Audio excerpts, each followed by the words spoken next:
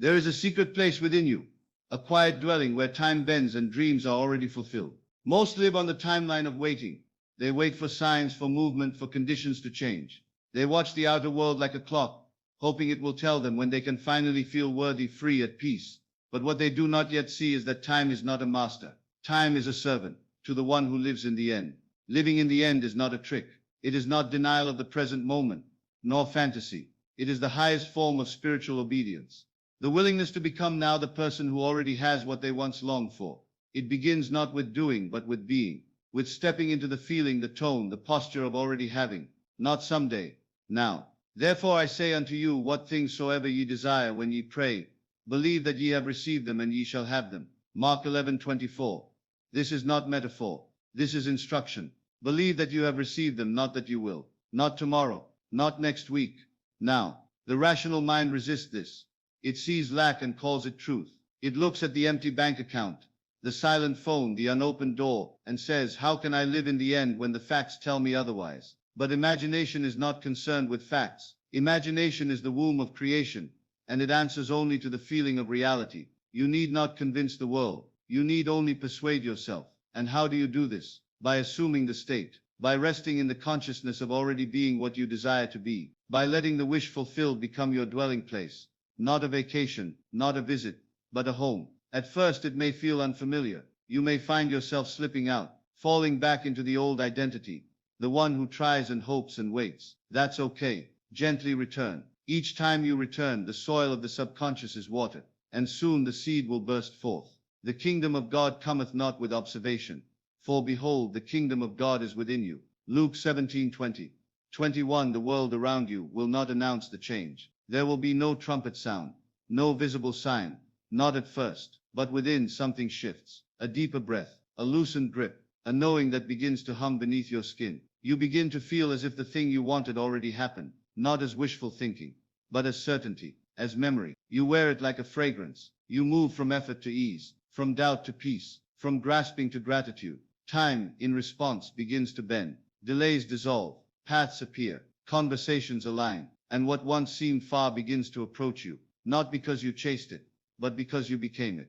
The outer world rearranges itself around your inner assumption. This is the divine order. This is the law. So tonight, close your eyes not as the seeker, but as the one who has found. Lay your head on the pillow, not with questions, but with gratitude. Feel the sheets against your skin as the fabric of the life you imagine. Let your breath be the breath of the version of you who no longer waits, and gently, sweetly, slip into the state of the wish fulfilled. For whatsoever is born of God overcometh the world. 1 John 5:4.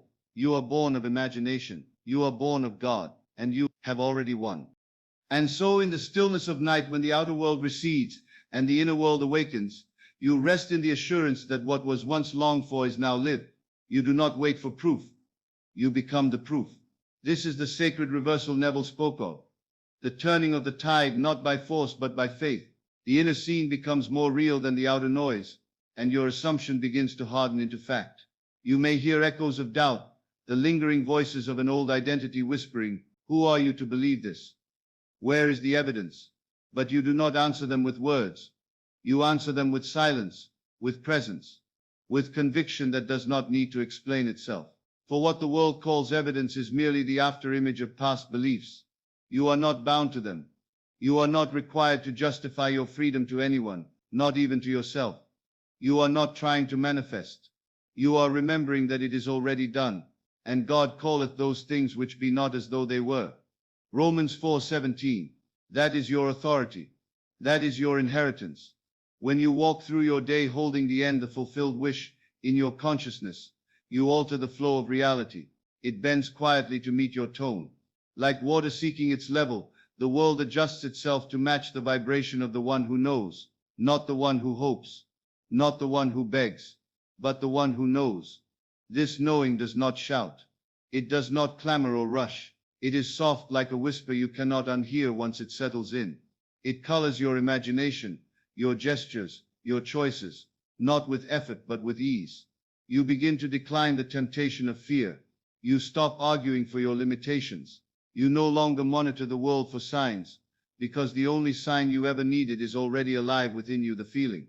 And that feeling, sustained, nurtured and honored, becomes flesh. The outer man may still appear to be waiting, still going about the tasks of the day, but within, the work is done, and it is from this hidden place that all things are born. When thou prayest, enter into thy closet, and thy Father which seeth in secret shall reward thee openly. Matthew 6:6. Your closet is not a room. It is the secret chamber of imagination. It is the invisible realm where the future is formed, not by labor, but by faith.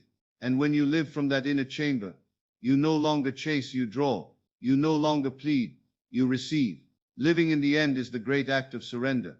Not surrendering the desire, but surrendering the timing, the logic, the how. You relinquish control not because you have given up, but because you have already received. In this state you carry yourself differently. Your words soften. Your eyes hold more light. You smile more, even when nothing seems to have changed, because everything has changed within. It is no longer a performance. It is not pretending. It is a quiet, unwavering agreement with the unseen, a contract written in consciousness, a signature of the soul. Each time you feel yourself slip into old patterns, worry, doubt, haste, you gently return, not with judgment, but with compassion. As you would guide a child home, you guide your attention back to the end. The longer you dwell in the fulfilled state, the shorter the journey becomes. Time collapses, not because the world sped up, but because you stepped out of its illusions. You became the end, and the end became you. Before they call, I will answer, and while they are yet speaking, I will hear. Isaiah 65:24. There is no waiting, there is no delay, there is only alignment, and the natural unfolding of what has always been yours. Now as the night deepens and your breath becomes slower, let yourself sink even further into this feeling. You already have it. You already are it. And in this knowing, the world must respond. There is a kind of stillness that arrives when you stop striving, when you are no longer chasing the outcome but abiding in the knowing of it. It doesn't come with fanfare, nor does it demand attention. It feels like peace, like the moment just before a flower opens, or the hush of dawn before the world begins to stir. This stillness is not emptiness. It is fullness, pregnant with promise.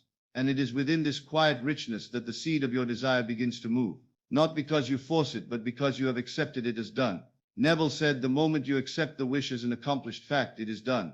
Not tomorrow, not when the evidence appears. Now, this is what it means to collapse time. You gather all of your awareness from the scattered possibilities of what if and someday, and you bring it fully into the end, into the scene of already having, already being. There is no timeline in spirit. Time is a construct of the outer world, but within, in imagination, you are timeless, ageless, boundless. Beloved, now are we the sons of God, and it doth not yet appear what we shall be. 1 John 3:2. Now, not later. Now you are divine. Now you are whole. Now the promise lives in you. And as you breathe into this inner state, something begins to shift. Subtle, almost imperceptible at first, like the moment the tide changes direction. Your energy rearranges. The feeling of lack is replaced by ease. The grip of urgency loosens. You begin to rest in trust. This rest is not passive. It is powerful. It is magnetic. Because when you truly live in the end, you emit a signal so coherent, so unshakable, that the world must echo it back. Events conspire. People move. Doors swing open. Not because you pushed them, but because you became the one who already walked through. And all along, the only work was inner. The only action that mattered was the action of assumption. Feel now the presence of the thing you once longed for, not as an outsider looking in, but as the living embodiment of it. What does the fulfilled version of you feel like? What is your tone, your rhythm? How does the air move around you when there is nothing left to prove? You are not visualizing as a means to get. You are visualizing because it is the truest expression of who you already are. You are not conjuring a fantasy. You are recognizing a reality, one more real than any appearance before your eyes. Faith is the substance of things hoped for, the evidence of things not seen. Hebrews 11:1. Faith is not blind. Faith sees what is invisible to the senses, but deeply familiar to the soul. And this is the secret. Neville urged us to grasp. You are not separated from your desire. You never were. The only veil was belief. And belief, like mist before the morning sun, dissolves in the presence of sustained awareness. Each time you return to the end, you dissolve a layer of resistance. You quiet the noise of disbelief. You build the bridge of incidence, stone by invisible stone, until the path beneath your feet becomes undeniable. Even when nothing has changed externally, you feel it within, the gentle click of alignment, the resonance of truth. You are no longer waiting. You are simply watching as the picture develops, already knowing how it ends. According to your faith, be it unto you. Matthew 9:29. Not according to effort, not according to struggle, but faith. And your faith does not need to be loud. It does not require drama or grand declarations. A single quiet assumption, held with love, is enough to part the seas of time. So rest now, not as someone hoping, but as one who remembers. You are not creating reality from scratch. You are selecting it, like a song already playing in another room. And by tuning your imagination to that frequency, you begin to hear it, to feel it, to live it. The world will catch up. And so it is that the world begins to mirror your innermost certainty, not with fireworks, but with gentle confirmation. A sentence overheard, a door left ajar, a meeting unplanned, each a whisper from the infinite saying, yes, you are right to believe. There is no effort here, no frantic trying. The fruit falls when ripe, not a moment before, and never through strain. You are not bending reality to your will. You are stepping into harmony with what already exists. He calleth those things which be not as though they were. Romans 4:17. This is the mystery and the mastery. You declare it to be, not from arrogance, but from intimacy with the source that gives all things.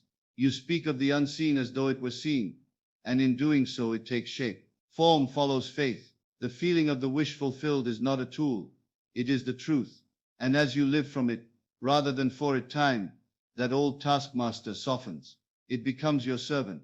It bows to the authority of your assumption. Even now you may sense it, the subtle shift.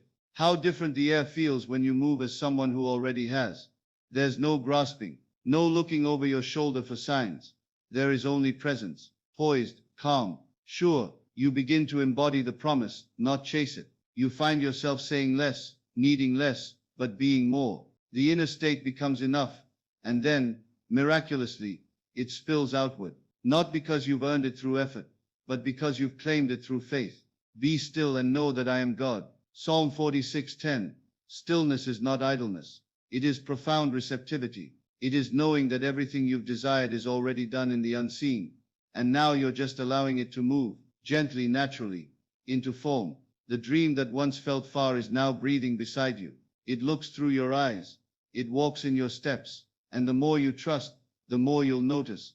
It was never a future event. It was always here, waiting for you to recognize it. Think of the caterpillar. Not once does it strive to become the butterfly. The pattern is already within. The transformation is coded into its being. It simply follows the rhythm of its nature. So too is your future self contained within your present consciousness. You are not becoming. You are remembering. And this is the real collapse of time.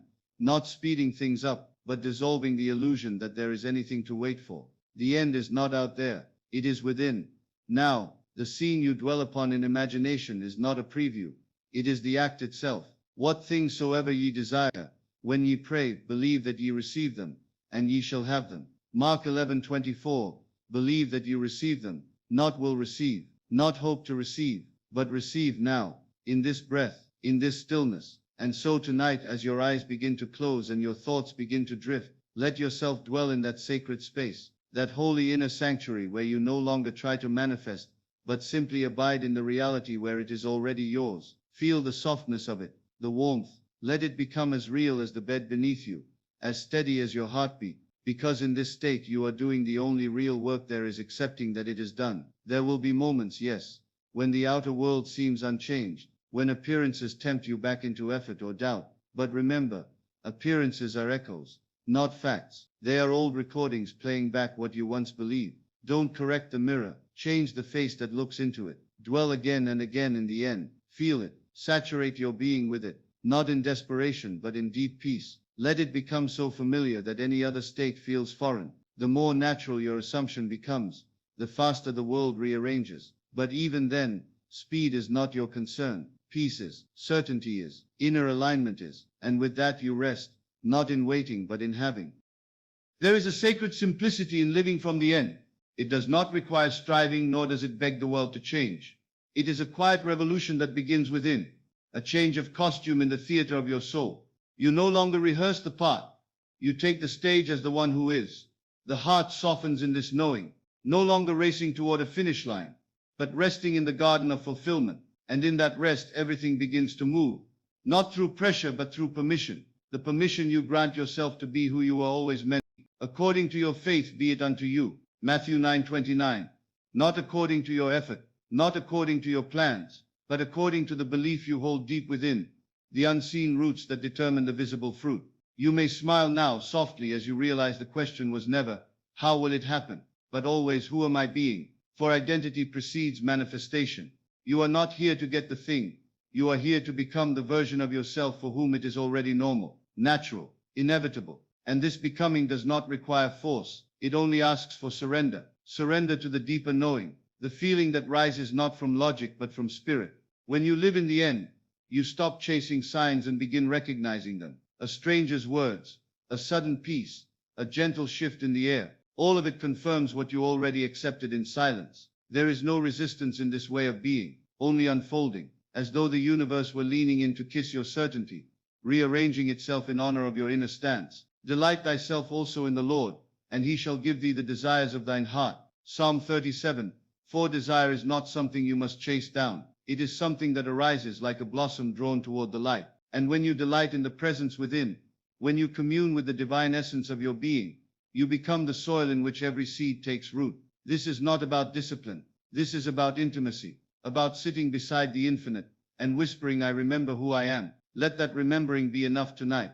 Let it wrap around you like a soft blanket. There is nothing more to do, no puzzle to solve, only the breath and the stillness and the image within that you dare to claim as real. Let that image become your dwelling place, not a wish you visit, but a home you live in. Walk through its rooms, sit at its table, speak from its confidence, act from its clarity, not because you are pretending, but because you are perceiving from a higher octave of truth. What you imagine with feeling becomes the blueprint. What you persist in believing becomes the architecture of your world. And so you rest, not as an escape, but as a sacred act of creation. You are no longer reacting to life. You are initiating it from the inside. The kingdom of God is within you. Luke 17:21. If the kingdom is within, then so too are the riches, the love, the health, the clarity. All the things you thought were outside, held behind time or effort or worthiness.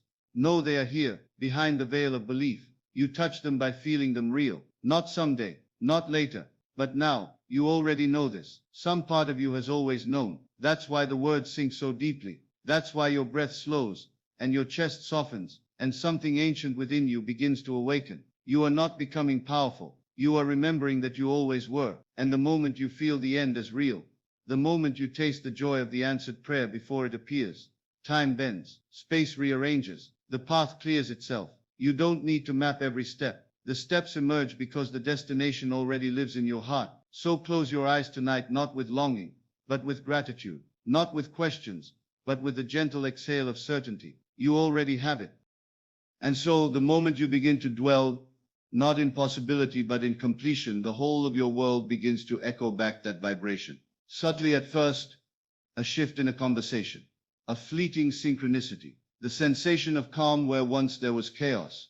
You may not even recognize it immediately, because when you truly live in the end, it stops feeling miraculous and starts feeling normal. That is the mystery of manifestation.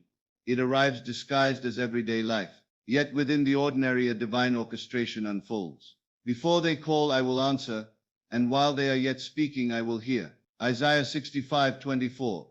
This is not a promise delayed. It is a promise kept in timelessness. The answer does not wait in the distance. It lives in the dimension of your belief. And when your belief becomes embodied, your reality must mirror it. That is law. The world, as Neville said, is yourself pushed out, not in metaphor but in function. Your internal state is the projector, your imagination the real, your feeling the lens that sharpens the scene. So what are you showing yourself today? What inner film plays quietly beneath your outer actions? The moment you stop asking when and start assuming now, you cross a threshold. No longer entangled in time, you become aligned with eternity. The end is not ahead of you, it is within you, and to dwell in it is to become magnetized to the bridge of incidents that lead you there. This bridge need not be forced. It builds itself, brick by invisible brick. You will be guided through what Neville called the movements of life, conversations, impulses, delays, nudges, all stitched together into a tapestry that unfolds effortlessly, but never randomly. There is wisdom in the detour. There is purpose in the pause. Even the waiting is sacred if you wait as one who already has. For we walk by faith, not by sight. 2 Corinthians 5:7. This walk is not a sprint. It is a slow, sacred pace. You do not need to rush into what is already yours. Rather, you let it unfold through you, like breath through lungs, like light through glass. The power of imagination is not in effort, but in assumption. Not strained, not repeated with anxiety, but gently inhabited like a familiar coat. It is yours. You don't need to convince the mirror to reflect your image. You simply stand in front of it. So too with the world. It reflects not what you want, but what you are. To be in the end is to be still within. To stop rehearsing the middle and start expressing the outcome. If you were already the person you long to become, how would you think? How would you carry your body? How would your breath feel in your chest? Would you still seek signs, or would you recognize yourself as the sign? There is no anxiety in the end, no doubt, no question marks, no searching. There is only the gentle unfolding of a life already chosen. And yes, there will be moments when the old thoughts whisper again, but they are echoes, not commands. They are flickers from a script you no longer follow. Return again to your center, to that quiet place within where all things are known and done. Feel it now, not with effort but with allowance. Imagine the scene that implies your wish is fulfilled. Dwell there. Let your senses participate. Touch the fabric. Hear the voice. Breathe in the air of your desired state. This is not visualization. This is embodiment. The mind may not know how it happens, but the heart already knows that it has. And all things whatsoever ye shall ask in prayer, believing, ye shall receive. Matthew 21:22. To believe is to already have. To pray believing is to assume that your request has been granted, that it lives not in potential but in presence. The asking and the receiving collapse into one. This is the secret of collapsing time. You dissolve the gap by refusing to participate in it. You live in the assumption of fulfillment, and time bows to your inner command. You walk as if, you breathe as if, you rest as if, not pretending but participating in a deeper truth. And the world so loyal to your inner conviction will conform. Even in the stillness of a quiet evening, your assumption breathes life into the unseen. Not a single step needs to be taken in the outer world until it has first been walked in the imagination. That is the great law. The world follows the rhythm of your inner music. When you dwell in the end, you are not merely thinking about the outcome, you are communing with it. You have become it in essence. And that essence sends out a vibration so precise, so unwavering, that all things unlike it gently fall away. Let the weak say, I am strong. Joel 3:10. This is not denial. It is alignment.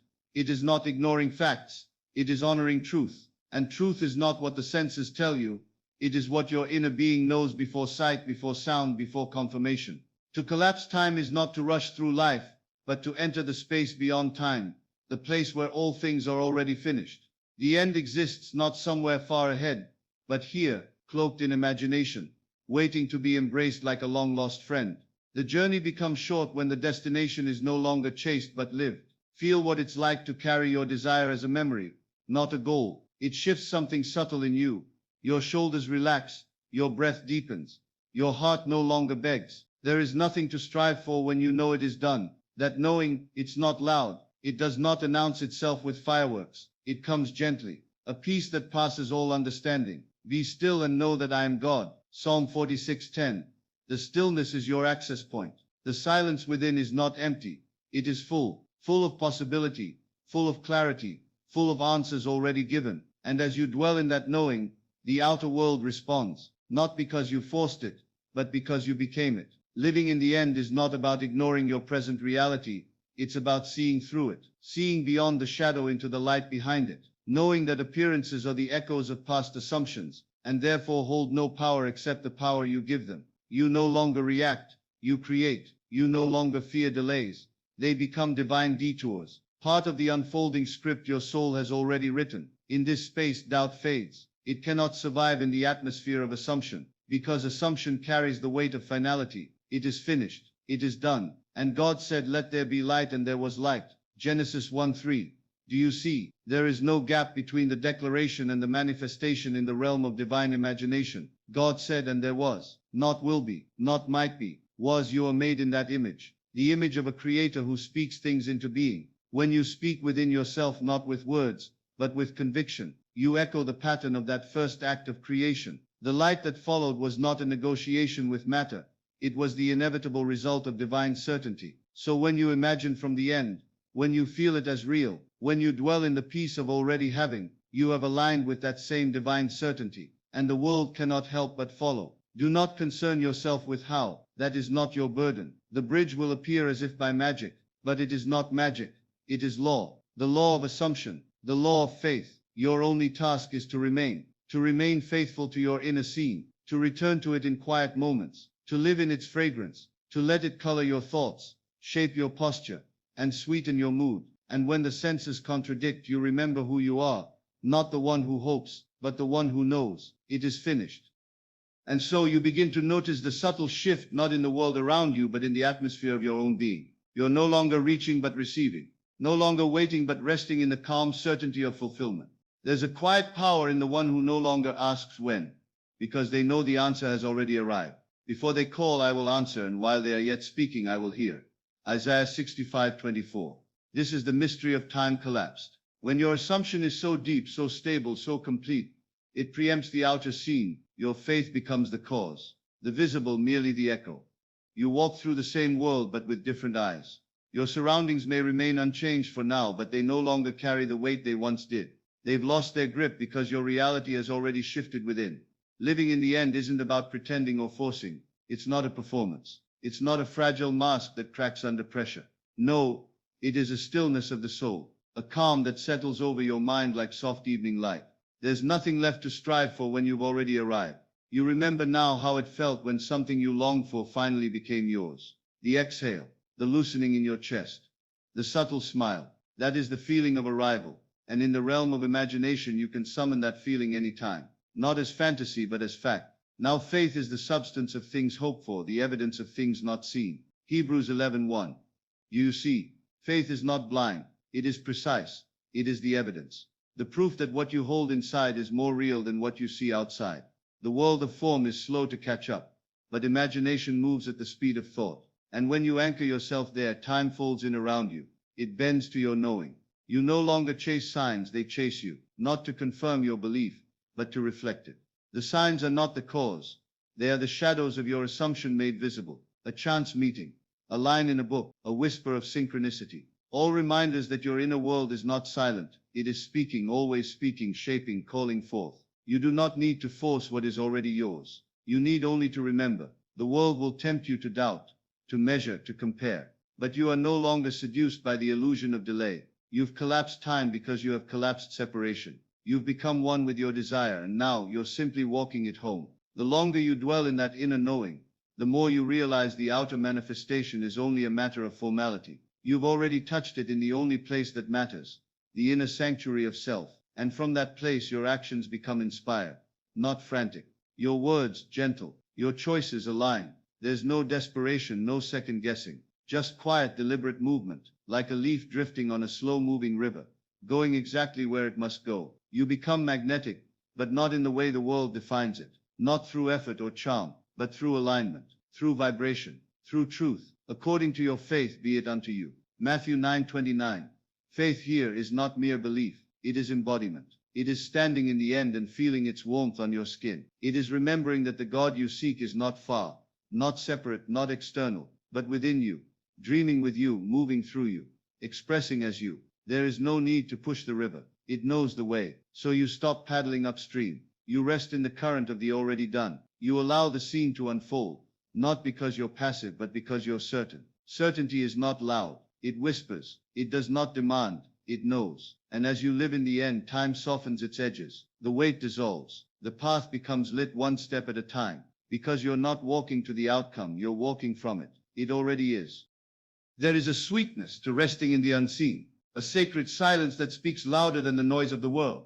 In this stillness, the soul begins to recognize its own reflection in the desires it once thought were outside of it. What you longed for was never apart from you.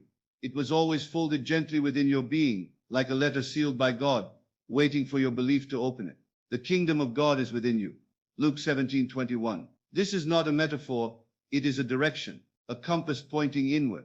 You will not find your future in the pages of a calendar, nor in the shifting sands of circumstance. It has always been and will always be within. Living in the end is not about faking a smile or suppressing fear. It is not about pretending everything is perfect. It is about knowing that even in the midst of delay or doubt, the end has already been written, and it is good. Your assumption is the author. your inner vision, the ink, and the paper. It is your state of consciousness, ready to receive every impress upon it. So when you imagine, truly imagine, you are not creating, you are remembering. You are selecting a reality that already exists in the infinite mind of God and choosing to dwell there. This is why it feels so real, because it is. When you live from that place, the air around you seems to shift. People speak to you differently. Events arrange themselves in strange and beautiful ways, not because you've changed them, but because you've changed you, and your world, being nothing but your reflected self, must obey. Be not conformed to this world, but be ye transformed by the renewing of your mind. Romans 12:2. Your mind does not need to fight the old, it simply needs to accept the new. When you embrace the wish fulfilled with such clarity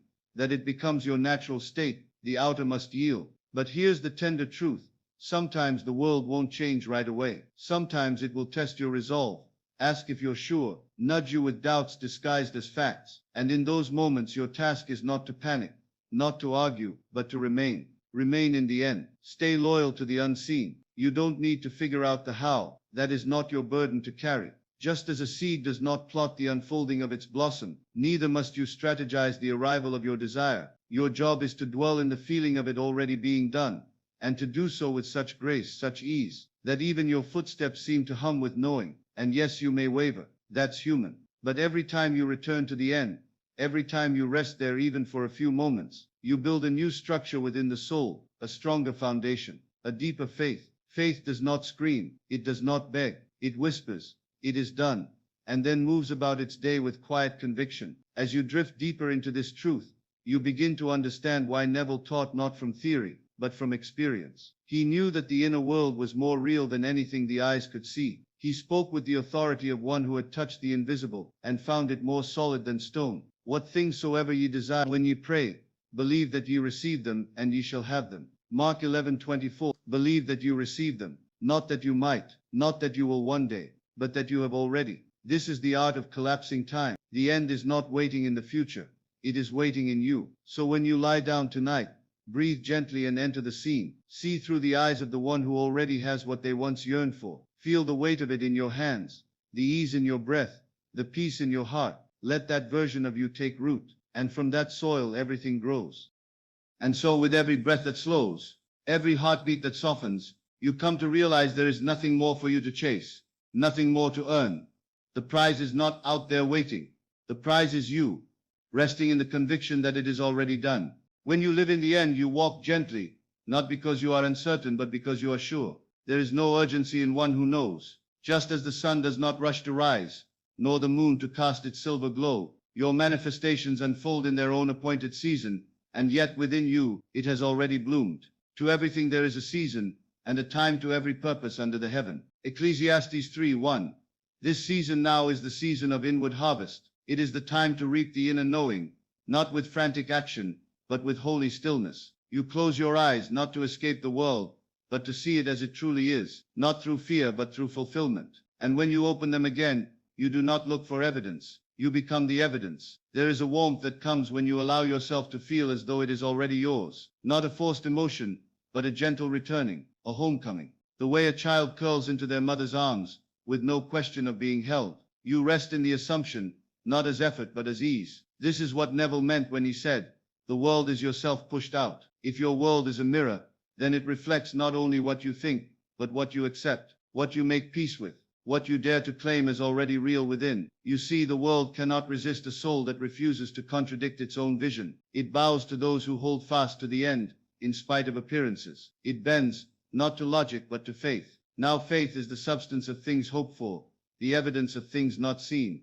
Hebrews 11:1. Faith is substance. Faith is evidence. Faith is the bridge between the invisible and the visible, and you are the builder. The structure of your assumption must be strong enough to house your future. That means it cannot be flimsy with doubt or fragile with need. It must be lived in, worn like a garment, familiar as breath. Imagine yourself walking through the hallway of your manifested life, not someday, but now. Your fingertips brush against the walls, your feet move across the floor of your fulfilled desire. You do not wonder when you already are, and this dwelling, this inner habitation, does not ask for time to catch up. Time becomes your servant. It rushes to align, to arrange, to yield, because the moment you are, the world begins to echo that truth. Do not worry if things feel quiet. Silence is not absence.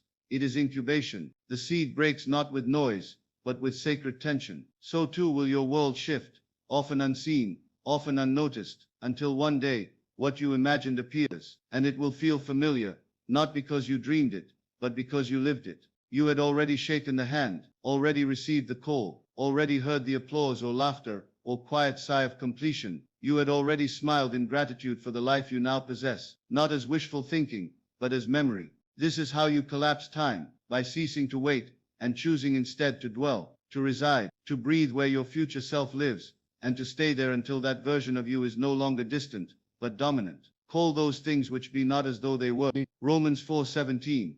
This is not pretending. This is power. This is creation at its most sacred, not effortful but inevitable. You do not need to chase. You do not need to plead. You need only to assume, to feel it real, to close your eyes and say, yes, this is where I belong. And in that quiet belonging, the world shifts.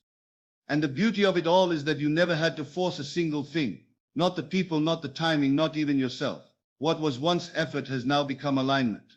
You find that life yields itself to you not through struggle but through surrender. Not to circumstances but to the truth of who you are and what you've accepted as already real. There is a quiet power in knowing, not needing to explain, defend, or justify. When you truly live in the end, there is a silence around your confidence, a sacred hush that says, it is done, and no further argument is needed. You no longer ask, how will it happen, because the one who dwells in the end doesn't ask, they feel. As Neville taught, imagination is the only redemptive power, and in the stillness of your inner sanctuary, you imagine not just with pictures but with senses, with emotion, with a softness that whispers, this is mine, not someday, not eventually, but now. Be still, and know that I am God. Psalm 46:10. That stillness is not passive, it is active creation. It is the moment when your whole being aligns with the truth of God within, the I am, and from that place all things are drawn to you. You do not chase love, you are love. You do not hunt wealth, you live as one who is already prosperous. You do not seek approval, for you walk as one who is already chosen. And in this resting state the world reshapes itself around you. Circumstances shift like sand beneath your feet, forming the very structure you've declared within. The old self might whisper, but I don't see it yet, and yet faith replies, it is seen already in the only place that matters. For we walk by faith, not by sight. 2 Corinthians 5:7. To walk by faith is to walk ahead of the evidence. It is to lead the seen world with your unseen conviction. And when you understand this, you no longer wait for signs. You become the sign. Your energy, your posture, your decisions, your breath, all of it becomes a testament to the reality you've assumed. There's no more checking if it's working, no more questioning your progress, because you've stepped out of the process and into the promise. You begin to think as one who has it, to speak as one who lives it, to feel as one who is already there. It becomes second nature, as natural as breathing, as normal as sunlight. And with every repetition, your imagination becomes flesh. Not metaphorically, but literally. The invisible takes on form because you dared to dwell in it. This is not fantasy, it is scripture. And the Word was made flesh and dwelt among us. John 1:14. The Word is your assumption. The dwelling is your inner state. And the flesh is the life you now live. No more oscillating between belief and doubt. You anchor yourself in the end and you remain there. Not stubbornly, but peacefully. You choose that world over and over again until it becomes your only reality. And even if the outer world offers contradiction, you do not flinch. You do not argue. You do not panic. Because the inner world has become more vivid, more alive, more convincing than anything the senses could report. You understand now.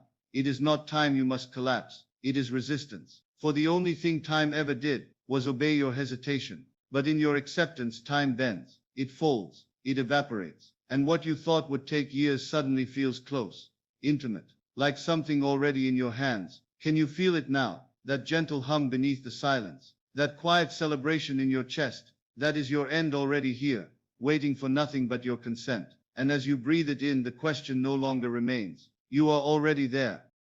And so in the stillness of your knowing, the world slows to meet your rhythm. What once seemed distant begins to feel inevitable, as though the very fabric of reality has shifted to accommodate your vision. It is not arrogance, it is intimacy with your own creation. You have touched the unseen, and now the seen responds. Call those things which be not as though they were. Romans 4:17. That is not pretense. It is truth. The Eternal speaks this way. God within you declares realities that appear not, and by the power of assumption they become. To live in the end is not to act with effort, but to rest in certainty. It is the feeling of placing your head on the pillow after a long day, knowing the work is done, the path secured. You do not rehearse the journey, you revel in the destination. And this feeling, this exquisite, effortless knowing is magnetic. Everything begins to find its way to you. Ideas spark, people align, doors open without your knocking. For you are no longer trying to manipulate life from the outside. You have moved within to the only place creation ever truly begins. You are not wishing anymore. You are not even hoping. You are being. And in that being, you do not collapse time in the conventional sense. You transcend it. Time becomes irrelevant. You no longer count days or hours or weeks. You are suspended in the moment of fulfillment where nothing is missing and everything is. Before they call, I will answer. While they are yet speaking, I will hear. Isaiah 65:24. This is the mystery. The world doesn't wait until you're ready. It responds the moment you are willing to feel it, to believe it, to rest in it. Not when the evidence appears, but when the assumption settles. And so the man who walks with the end in his heart does not move like the man who waits. He walks slower, but with more certainty. He speaks less, but with greater clarity. He listens more, not because he doubts, but because he trusts that all answers will rise to meet him in their own time. You begin to cherish the waiting, not because you are without, but because you know what is coming is already yours. There is an invisible richness in that still expectancy, a quiet joy that hums beneath the silence. It is a song only you can hear, a lullaby of fulfillment already won. To him who has more will be given. Matthew 13:12. And what is it you have? A state, a feeling, a belief so anchored in the end that nothing can disturb your inner peace. Even when others question, you do not defend. Even when the world appears unchanged, you do not flinch. You have tasted the fruit in the garden of imagination, and that taste cannot be forgotten. It is not the outer action that brings it to pass. It is the inner knowing, the sacred repetition of living the scene, feeling the tones of reality, bathing your senses in what already is. And soon what was once imagined will arrive, not as a surprise, but as a gentle confirmation. Of course it came. It was always coming. You were already there. There is a softness that begins to shape your life. Rigid control dissolves. Force fades. Struggle releases. You are guided by ease, not because you are lazy, but because you are aligned. Because you are no longer reacting to the world, you are writing it. And in this sacred unfolding, you understand that time has never been your enemy. It is a servant. It rushes to accommodate your faith, your persistence, your stillness. It bends to belief. And now you sit in that space between breath and thought, between desire and form, and you smile. Not because it's here, but because it never left. Because you were never separate from your desire. You were only learning to see it without your eyes. And now you do. It becomes clearer now. What once felt like a distant dream is not approaching you from afar. It is unfolding from within. The seed was never outside you.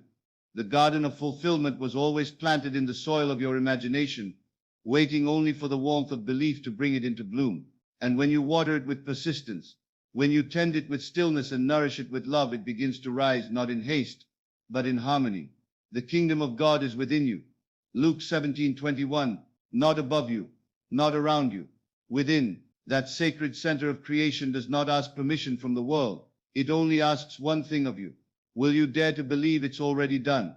To live in the end is to say yes to that question again and again, even when appearances suggest otherwise, especially then. For the moment appearances clash with your vision is the moment your assumption begins to take root. This is not pretending. It is the most honest thing you can do. Pretending tries to imitate. Faith inhabits. When you live in the end, you don't try to act like someone who has it. You are someone who has it. And the universe, obedient to the vibration of your being, reshapes itself without effort on your part. The world outside is only ever a mirror. So when you change the one looking into the mirror, the reflection has no choice but to follow, not out of force but out of law, divine immutable law. And just as you cannot see your breath but trust that it sustains you, so too must you trust that your assumption is already at work, invisible, yes, but active, alive. Faith is the substance of things hoped for, the evidence of things not seen. Hebrews 11:1. That substance lives in the state you occupy, not the words you say, not the effort you make, but the feeling you faithfully return to when no one is watching and nothing yet seems changed. It's in the way you lie down at night, not begging the world to shift, but falling into rest as though it already has. It's in the way you rise in the morning, not with worry or wonder, but with quiet confidence, knowing your only task is to remain in the state of the wish fulfilled. And this choice made over and over again becomes a rhythm, a pulse, a steady heartbeat of manifestation that aligns everything around you with the truth you've accepted inside. There is a deep comfort in that. No longer do you chase signs. No longer do you beg for reassurance. You simply rest in the knowing that all is being rearranged for your good. That time, once a tyrant, is now your gentle servant. You are learning to let go of the when, to release the mental grasping that only slows the current. For you cannot rush a rose to bloom, and neither can you hurry what is already on its way. Instead, you breathe into the promise. You let the end wrap around you like a warm blanket, soft and inevitable. You smile, not because the world has proven itself to you, but because you no longer need proof. You've moved beyond it. The proof is the peace you now feel. The proof is the calm in your chest, the ease in your steps, the gratitude that flows for no external reason at all, because you know you already are, and what you are must manifest. Let the vision rest gently in your heart now. Let it be like the gentle tide rising steadily, without force, without noise. Let it soak into your being so deeply that even your silence speaks it. You are already there. There is something sacred in the stillness between thoughts, the silence that hums beneath your assumptions. It is there that you meet God, not as a figure to be worshipped from afar, but as the breath within your own breath, as the still, small voice saying, "Be still and know that I am God." Psalm 46:10. And in that stillness, something profound begins to happen. The outer world loosens its grip. It ceases to dominate your senses, and you remember again that it was never the cause. It was only the echo. To live in the end is to become deaf to that echo when it contradicts your inner song. It is to walk in alignment with the music of the fulfilled desire, even when the world plays a different tune. You walk by faith, not by sight. Not because you're blind to reality, but because you've chosen to see more deeply. You've chosen to see as God sees, to call things that are not as though they were. Romans 4:17. This isn't about arrogance, it's about alignment. The moment you assume the state of the wish fulfilled, you align yourself with the Creator within. You no longer plead to be saved from your current condition. You awaken to the truth that you are the operant power. This is why Neville would say, "Dare to assume," because it requires courage, not bravado, but spiritual courage, to detach from appearances, to stand still in the face of contradiction, and to say inwardly, "It is done."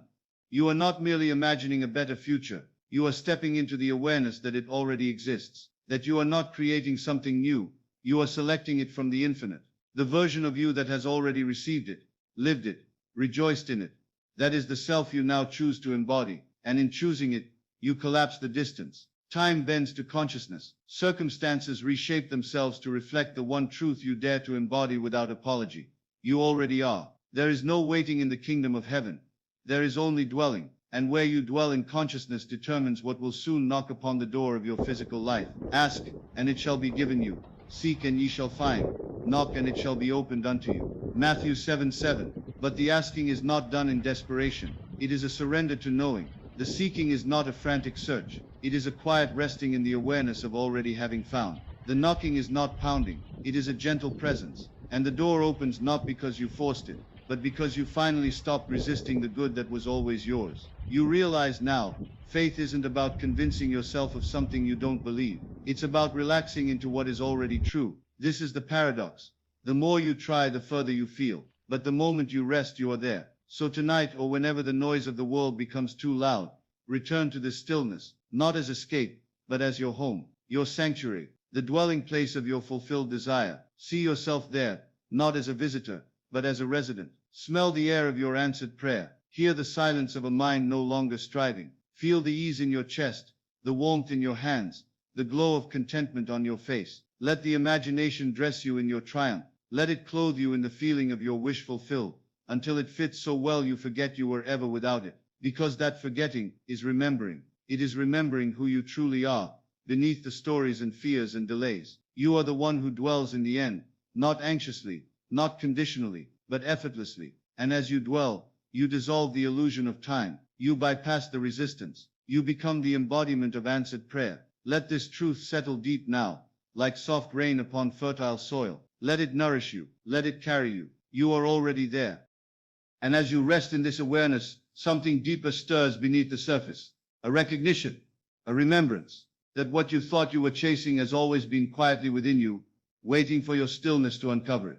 You do not need to prove your worth to the universe.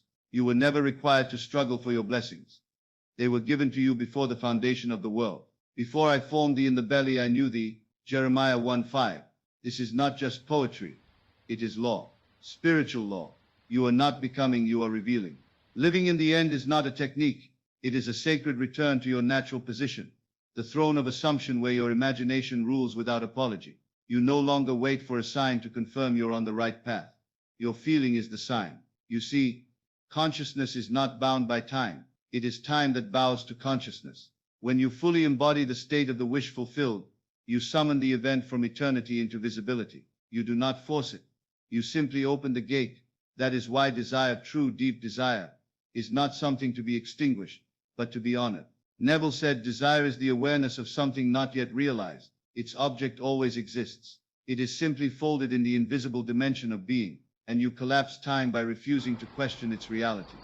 The moment you persist in that assumption, not just once, not just while meditating, but in the subtle drift of your day, in the background tone of your being, then time becomes irrelevant. You are no longer measuring life by dates or deadlines. You are living by vibration. And when your vibration is that of wholeness, of gratitude for that which is already done, then life has no choice but to mirror that state. The world, after all, is a faithful servant. To the pure all things are pure. Titus 1:15. It reflects what you carry, not what you crave. And so the secret is not to run faster toward your desires, but to slow down enough to fully feel them now. In that stillness, you remember the truth that the imagination is not a fantasy. It is the real place, the real dwelling, the real cause. If you can see it, hear it, feel it in your mind, then in truth you have already received it. And when you walk through your day with that silent knowing, that confident humility, you bend reality in your favor without ever lifting a finger. Not through hustle, not through performance, through stillness and knowing. There's no need to beg, no need to chase. Simply abide in the feeling of the end, gently, lovingly, and completely, as though you have just returned from the future with news too sweet to keep to yourself.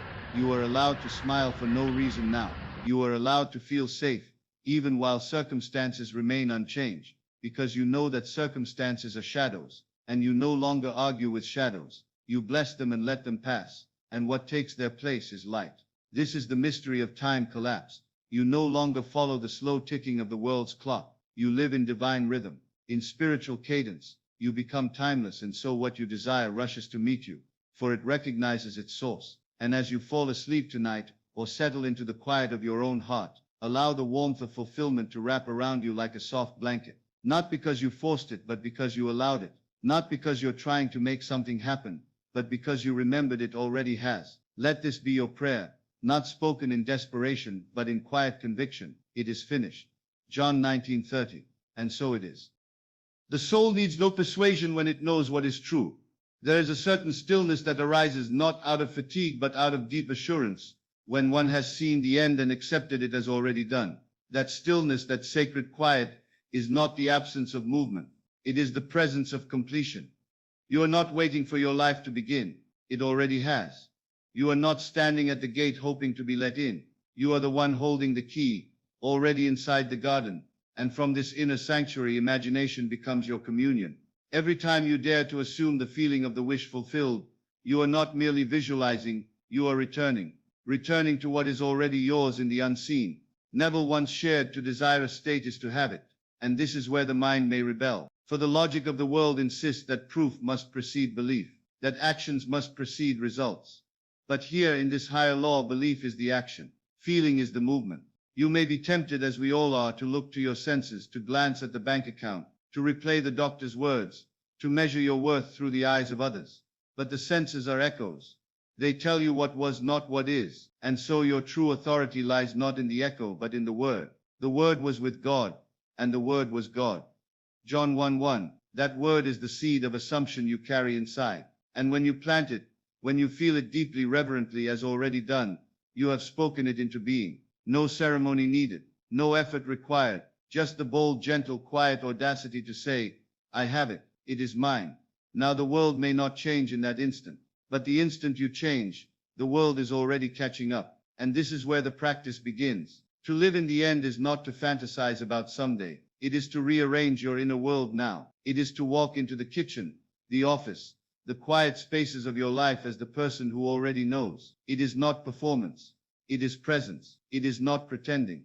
It is remembering. As you wash the dishes, You are in your dream home. As you walk down the street, you are already living your answered prayer. As you fall asleep at night, you do so not as the one who hopes, but as the one who has. This is not about fooling the universe. It is about aligning with its nature, which is to mirror the inner man. As he thinketh in his heart, so is he. Proverbs 23:7. That means you don't have to beg God for favor. You were born with it. You don't have to wait for the stars to align. They already have. And so gently, and I mean gently, you lean into the feeling. You touch it in your imagination until it becomes familiar. You return to it throughout your day, not with desperation, but like returning home to a quiet room where everything is in its right place. You do not discipline yourself with pressure. You train yourself in love. Love for the unseen, the invisible promise, the whisper of knowing that no one else hears but you. And when you are in that place, that subtle inner sanctuary, you will find the most miraculous thing. Time bends, opportunities emerge, conversations shift, and you are no longer trying to get something. You are simply allowing the reflection to catch up with the radiance you've already claimed. Time has collapsed because you are no longer chasing. You are becoming. You are being. There is nothing outside of you to chase. No external force you must convince. The Father is within you. The kingdom is within you. Fear not, little flock, for it is your Father's good pleasure to give you the kingdom. Luke 12:32. And so now, let yourself rest in that soft knowing, in that warm assurance. You have it. You are it. You have always been. There is a still point within you, a quiet center where time dissolves and eternity unfolds. It isn't loud. It doesn't beg for your attention, but it's there beneath the noise, beneath the striving, waiting only to be remembered. When you live from the end, you are no longer at war with the delay. You are no longer waiting for something to happen to feel differently. Instead, you feel as if it already has, and the feeling becomes your reality. The outer world may catch up in its own rhythm, but within you the work is done. This is not delusion. It is divine alignment. There is a sacred confidence that arises in those who have seen the end and rest in it. It's not arrogance. It's not boastful. It's a gentle, unshakable peace that whispers, "It is finished." For we walk by faith, not by sight. 2 Corinthians 5:7. Faith is not hoping for what might be. Faith is knowing what already is, even before your senses confirm it. So many are trapped in the illusion of becoming, always reaching, always doing, always pushing. But the truth is, the more you try to become something, the more you affirm you are not it. The very striving reinforces the lack. This is why Neville taught us to live in the end, not just to visualize it occasionally, but to dwell in it, to breathe it, to embody it so deeply that the lines between dream and reality begin to blur. To collapse time, you must surrender to the present as if the future has already unfolded. There is nothing you must do to make it happen. Your work is to feel it, to inhabit the state, and to rest in its certainty. The harvest comes to the one who sows not in frantic action but in assumption. When you look around and see no evidence, what then? You return inward. You remind yourself that the world is a mirror, and mirrors do not create. They reflect. When the reflection hasn't shifted yet, it is not a failure. It is simply the image catching up with the light you've turned on within. Be still and know that I am God. Psalm 46:10. Stillness is not passivity. It is power without tension. It is assurance without effort. The most fertile soil is the one left undisturbed after the seed has been planted. You wouldn't dig up a seed every day to see if it's growing. You would trust the process. You would water it, provide sunlight, and allow nature to do what it has always done. In the same way, your assumption, felt as real, believed as already true, is the seed. Imagination is the soil. Emotion is the water. And your stillness is the sun. You radiate the feeling of already having it, already being it, already living it. There's no need to force it. There's no rush. Even when the mind wants to grasp and control, even when doubt whispers its tired questions, you breathe deeper. You remind yourself that imagination is not weaker than the world. It creates it. And so day by day, moment by moment, you surrender more fully to the state of the wish fulfilled. You become less reactive to appearances and more anchored in vision. You walk with the feeling of it. You speak from it. You plan your day from it. You fall asleep in it. And this gentle act of living in the end changes everything. Not because you manipulated time, but because you rose above it. You tapped into the eternal, the realm where all things are now. And there you will find that time bends not through effort, but through alignment. You collapse time when you no longer see the desire as distant, but as present. You collapse time when you stop reaching and start resting. Because to live in the end is to live in God, and in God there is no delay. Before they call, I will answer. While they are yet speaking, I will hear. Isaiah 65:24. You are heard, you are heard, you are held, you are held, you are already what you seek. And as this knowing sinks deeper, past the intellect, past the logic into your being, you'll notice the shift, not outside but within. A calm arises, a certainty glows, and you'll smile, not because you've received it, but because you remember, you never lost it. And if you truly understand this, that the thing you long for is already yours in consciousness, then the struggle can finally end. You no longer have to fight your way into a new reality. You rest your way into it. It's a gentle shift, like the tide that turns without sound. One moment you're waiting, the next you realize you were never waiting at all. You were just remembering. The world may still look the same for a little while. The faces, the places, the routines, they might not change overnight. But within you, the light has turned on. And once it does, there is no going back. You may walk the same path, but it no longer feels like walking. It feels like gliding, floating on a stream that knows exactly where it's going. You stop pushing. You stop needing. And yet you receive more. Delight yourself in the Lord, and he will give you the desires of your heart. Psalm 37:4. To delight is to enjoy the state, not to plead for the outcome. You find joy in the assumption. You fall in love with the feeling. And as you do, life meets you in that place. Not because you begged for it, but because you became it. Neville often reminded us that your imagination is God, and God does not guess. God declares. When you say, I am, you are not merely speaking words, you are creating. You are choosing a state and giving it life. Let the weak say, I am strong. Joel 3:10. Not I will be strong someday, but I am. This is the divine secret that collapses time. To speak from the end, to feel from the end, and to live as though it is already so. Imagine a woman who longs to be a mother. She does not pace the floor wondering when it will happen. In her quiet moments, she holds the baby in her arms. Not physically, but inwardly. She rocks it. She sings to it. She prepares the nursery not in desperation, but in joy. In her world within, she is already a mother. And because she lives in that state, the world without has no choice but to conform. The delay is not punishment. It is preparation. The delay gives you space to become the version of you that naturally receives the thing you want. If the seed bloomed the moment it touched soil, it would wither. It must be hidden for a time, allowed to crack open, to root deeply, before it shows its face to the sun. Your assumptions work the same way. They take root in the unseen. And if you do not dig them up with doubt or impatience, they grow, silently, perfectly, and inevitably. You don't have to monitor the process. You only have to become the person who already has the thing. Live from that place. Speak from that confidence. Rest in that knowing. When fear arises, and it may, you return again to the stillness. You return to the end, not to beg but to feel, not to force but to remember. Now faith is the substance of things hoped for, the evidence of things not seen. Hebrews 11:1. Faith is not blind, it is visionary. It sees within her eyes. It holds on to the invisible with such clarity that the visible becomes irrelevant. It is a calm conviction that the thing you asked for has already been given, and that your only task now is to prepare your heart to receive it. You prepare not by action but by alignment. You surrender the timeline. You give up the question of how and fall in love with the feeling of now. Because in the end, time was never the enemy. It was only the illusion that made you think you were separate from your desire. But you're not. You never were. And as this truth begins to settle deep in your bones, you'll feel it. A weight lifting, a peace entering. Not because something changed outside, but because everything changed inside. You're no longer running after it. You're dwelling in it. And when you live in the end lives in you. And once you begin to dwell there, truly dwell, the world takes on a quiet shimmer. Not because the outer conditions have shifted yet, but because you have. There's a sweetness in your step, a softness in your eyes, a certainty in your breath, no longer questioning, no longer doubting, no longer searching for signs, because you've become the sign.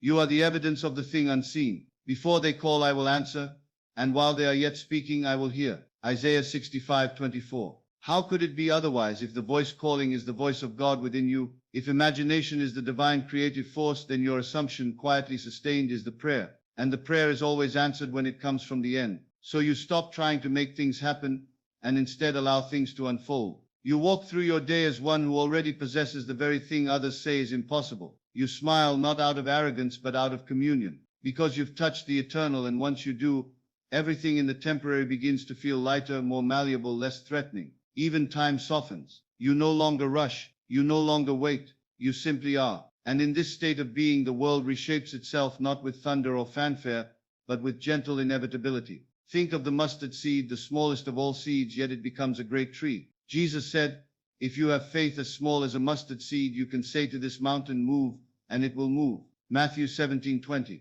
This is not the faith of trying, this is the faith of assuming and persisting without needing proof. So what does it mean to collapse time? It means you no longer see the distance between who you are and who you want to be. You close that gap with feeling, with imagination, with devotion to the inner scene that brings you peace. You walk in your home though you still live in a rented room. You hold your beloved though you sleep alone. You see your bank full though your wallet is thin. You smile with success though the world still calls you a dreamer. But it is the dreamer, the one who dares to assume boldly, who calls things that are not as though they were, and thus brings them into being. God calleth those things which be not as though they were. Romans 4:17. And you, made in the image of God, are called to do the same. You're not lying to yourself when you assume the wish fulfilled. You are revealing a deeper truth, hidden beneath appearances. You are identifying with the unseen, not out of delusion, but out of divine memory. You remember what others forget. You remember the garden before the fall. You remember the voice before the noise. You remember that every state of wealth, of health, of love already exists. And your movement from one state to another is not bound by clocks, but by consciousness. Time does not bind you when you stop worshipping it. Time stretches or collapses depending on your focus. Have you not noticed? When you are in a state of worry, time drags and everything delays. But when you are absorbed in a state of joy, the day disappears and things seem to flow. This is not coincidence.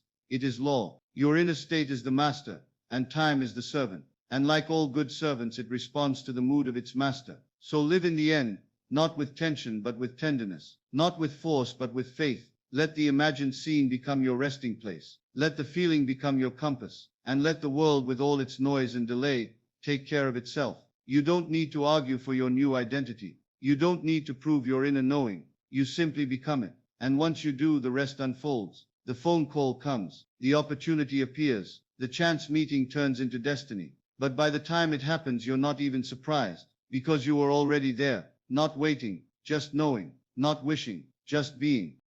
It's not about pretending. Pretending is hollow, fragile, like acting in a play you never quite believe. But living in the end is different. It's not a mask, it's emerging. It is the absorption of identity into the feeling of fulfilled desire so completely. The lines blur between imagination and reality, until there is no more line at all. Let the weak say, I am strong.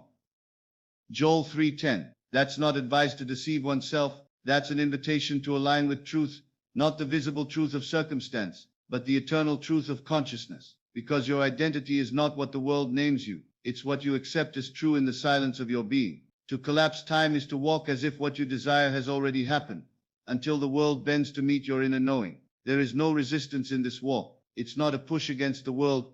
It's a resting into the truth you already carry. There is a sacred slowness to it. Not sluggishness, but serenity, a knowing that needs no external applause. You begin to notice that things don't trigger you the same way. You're not thrown off when others doubt you, when the mirror still shows lack, when people remind you of the past you're shedding, because your roots are no longer in the visible. You're anchored in the invisible, and like a seed hidden beneath the soil, you trust the unseen process. You don't dig it up to check if it's growing. You nurture it with faith, with stillness, with quiet celebration, because you already know what blooms beneath. For we walk by faith, not by sight. 2 Corinthians 5:7. Faith isn't blind. It sees more clearly than the eyes ever could. Faith sees the end as now. Faith feels the end as here. So when someone asks, how can I collapse time? The answer is simple, though not always easy. You must feel your wish fulfilled more consistently than you feel the absence of it. You must rest in the tone of your desire, not chase it. You don't need to fight the clock. You don't need to battle your mind into submission. You gently, lovingly guide yourself back, again and again, to the state of the end. And the more you do this, the less the journey matters, because the end is already yours. You're no longer waiting, you're remembering. And this remembrance carries a power beyond anything action alone could ever achieve. Try it tonight before sleep. Let your bed become the holy temple. Close your eyes not as the person with a desire, but as the person who has received it. Let your breath match the rhythm of fulfillment. Let your body relax into the feeling of relief, not relief because it might come, but because it already has. Feel the gratitude bubble softly in your chest, not forced, not performed, but quiet and natural, like a spring returning to the surface after a long winter. And then let go. Drift not in longing, but in possession. You're not asking anymore. You're remembering that it was already given. What things soever ye desire, when ye pray, believe that ye receive them, and ye shall have them. Mark 11:24. It is done. This is the posture of the one who collapses time, the one who lives in the end with such quiet assurance. The universe bends gently, steadily, to reflect it. There's no need for tension, no need to wonder if you're doing it right. If the feeling is true, if it brings peace, if it settles your soul into stillness, you are there. And from that place the ripples move, not because you tried to control them, but because the tide has already turned. It is in stillness that truth speaks the loudest. When the mind is no longer trying to manage, strategize, or calculate, something softer, deeper begins to rise. The whisper of assurance, the hum of peace that comes only when you've let go of trying to make it happen and have instead become it. Be still and know that I am God. Psalm 46:10. This is not about passivity. This is about deep receptivity, a surrender not of hope but of resistance. You do not need to strive for what is already yours. You do not need to reach for what lives within you. You simply need to relax into the felt sense that your prayer has been heard and answered. Time folds here not because of effort but because of alignment. To live in the end is to become so inwardly consistent with your desire that no contradiction remains between the feeling and the fact. You stop seeking proof in the outer world. You stop waiting for a sign. The sign becomes you. You are the evidence of things unseen. Even when nothing appears to change, you change. And that change is everything. Because you're no longer orbiting your desire. You are inside it, breathing its air, moving from its center. And like water poured into a mold, reality cannot help but take the shape of your sustained inner conviction. Think of Jesus in the wilderness, tempted, tested, yet never moved. The circumstances offered lack, but he knew the truth of who he was. It is written, he answered, not once, but again and again, returning not to what he saw, but to what was written in his heart. So must you return, again and again, not to fear, not to the world's opinion, but to the word, to the promise. The kingdom of God is within you. Luke 17:21. When you accept this, you no longer ask if you're worthy. You no longer worry if you're doing enough. You see that your only true work is to remain faithful to the state of the wish fulfilled, to feel it, to wear it, to become so familiar with the mood of your manifested self that the old self fades like a dream you no longer recall, and the world, in its gentle rhythm, reorganizes itself to mirror your inner devotion. Sometimes it happens slowly, a subtle shift, a quiet unfolding. Other times it rushes in like a flood, overwhelming the mind with wonder, but always it comes, because you've stopped standing in the way. When you live in the end, your prayers change. They're no longer petitions for help. They are thank yous for gifts already received. Your tone shifts, your posture shifts. You rise differently, walk differently. You carry a lightness not because all problems are gone, but because you no longer identify with the one who struggled. You are the man who has the job, the woman who has the love, the soul who knows abundance. And from that place you don't need to hustle or chase. You move, yes, but not out of lack. You act, yes, but from fullness. You no longer beg life to bless you. You realize you've always been the blessing, and all things, whatsoever ye shall ask in prayer, believing ye shall receive. Matthew 21:22. Believing not in theory, but in embodiment. This is the difference between wishing and knowing, between hoping and having. Collapse time by stepping into the end now, by living from it with every breath, by loving from it, laughing from it, resting in it. And in doing so you become magnetic, not to outcomes alone, but to peace, to the presence of God which was never outside of you to begin with. Let this feeling wrap around you now. Let it soften the places in you that once held tension. Let it warm the corners of your heart that still question, will it come? Let them melt in the fire of this truth. It is already done. Let the feeling remain even now as you breathe slowly, deeply, gently into the fullness of who you already are. Let that breath carry not effort but ease, not striving but certainty. For what you hold within is not a potential waiting to be proved. It is the essence of God expressing through you. It is Christ in you, the hope of glory. Colossians 1:27. You are not becoming the version of yourself who has the thing. You are returning to the knowing that you've always been that version. The illusion of distance was only a forgetting, but now you remember. And in remembering, time collapses because there is no time in God. There is only now. And in this now your desire is complete. Can you stay here with me? Not racing ahead to how or when, but resting in what is. There is a grace that comes when you stop negotiating with your reality and simply say, it is done. This is not arrogance. It is surrender, of fear, of doubt, of separation. It is what Jesus meant when he said, what things soever ye desire, when ye pray, believe that ye receive them and ye shall have them. Mark 11:24. Not tomorrow, not after the signs, not once someone else agrees, but now. Believe now, feel it now, because the only moment that ever exists is the one you're in, and the only version of you that creates is the one who dares to dwell in the end. The end is not a place you go, it is a frequency you embody. It is a song you hum before the orchestra begins to play.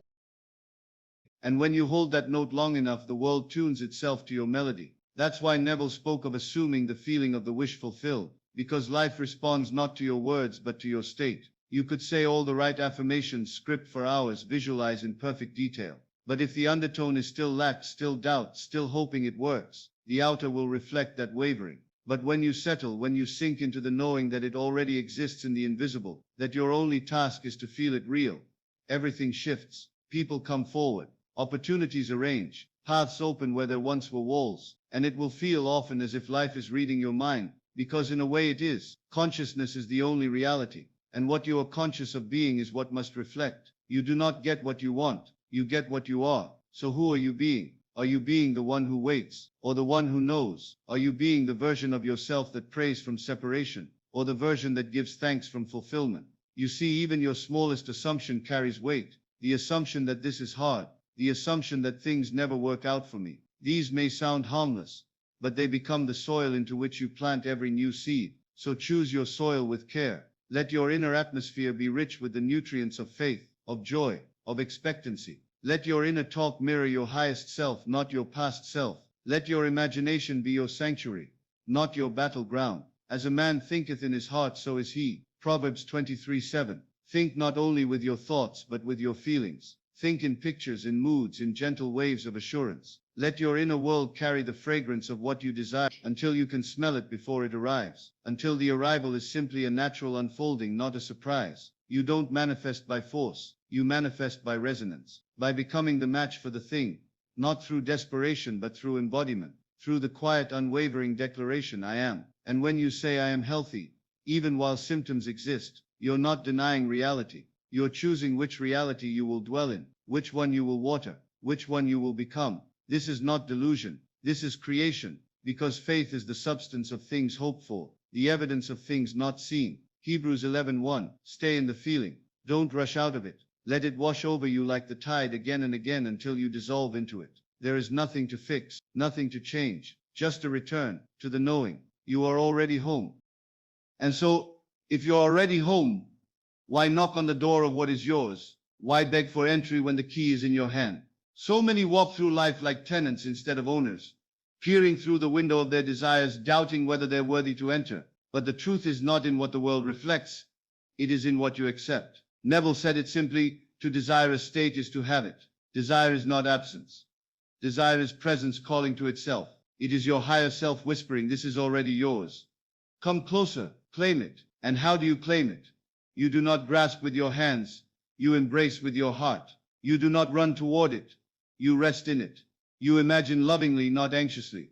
You do not stare at the clock, measuring time, questioning the pace. You sink deeper into now, letting time fold inward like soft linen, creased not by stress but by trust. Trust is the fabric that holds the unseen together, the invisible threads that stitch the pattern of your life. And when your trust is whole, there are no loose ends, no ragged edges of what if, just the smooth, silent flow of consciousness moving toward its likeness. Be still and know that I am God. Psalm 46:10. Stillness is not passivity. It is power in its purest form. It is where manifestation gains momentum, not through hustle, but through harmony. Have you noticed how the oak does not struggle to grow? It simply aligns with the rhythm of the sun and rain, trusting the intelligence of its seed. So too must you align with the rhythm of your imagination, feeding it gently with the sunlight of belief, watering it with moments of gratitude, pruning the weeds of doubt before they can take root. For to live in the end means not just picturing the goal, but feeling it in your bones, walking in its shoes before they touch the ground, breathing as the person who already has it, even while others say it isn't here yet. But you know better. You've touched it in your inner world. You've worn its fragrance in your dreams. You've heard its echoes in your silent prayer. And now your only task is to remain faithful to it. Let them say what they will. Let the circumstances shout their noise. Let delays tempt you with questions. You do not answer them. You return to the secret chamber where your truth is kept. That chamber is within. That truth is yours. You do not consult appearances because appearances are echoes, delayed reflections of what was. But you are not interested in what was. You are dwelling in what is. You are not convincing the world. You are convincing yourself. For once the self is convinced, once the imagination is clothed in the end, the world must rearrange. It has no choice. It is obedient to the image you hold. Thou shalt also decree a thing, and it shall be established unto thee. Job 22:28. Decree it quietly, without force, without fanfare. Whisper it in the silence of your being. I am, and that is enough.